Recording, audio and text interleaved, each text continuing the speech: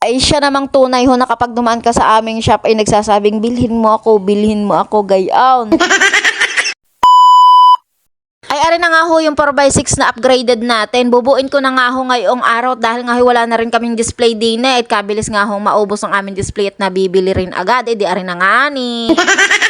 Ari nga ho'y na-post ko na kanina yung box pa lang niya. Ay ang dami na nga hong nagtatanong kung magkano yung buo at magkano daw yung box. Ay wala pa nga hong presyo. Ay gagaw ang pangalaang. Ko-costing pa ho kasi iyan. At gawaan lang syempre yung iba'y gusto may TV din. May monitor kumbaga. Ay yung isang set A, set B parang gayon sa aking ibinebentang una. Ay ngayon nga ho, aring ginagawa ko ay ako medyo may problema din ito. Wala palang speaker. Dahil ang speaker ho nandini sa amin ay 6 lang ang size. Ay ang butas ay 6.5.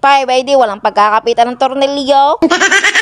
Ay ngayon hoy nagpag-usapan hawa namin usama na itutuloy ko na arit i-display ko na laang ho din dahil kami naman hoy nakaka-request sa aming tagagawa at supplier na pwedeng bawasan ng butas kung anong size yung aming ilalagay yun ho ang masusunod ay buti na nga laang at mababait ng aming supplier ay di ang lagay nga ho talaga ng ginagawa kong ari pang display nga laang ho talaga ay maganda rin naman ho talagang tingnan nakakatawag pansin kumbaga ay siya namang tunay ho na kapag dumaan ka sa aming shop ay nagsasabing bilhin mo ako gayaon.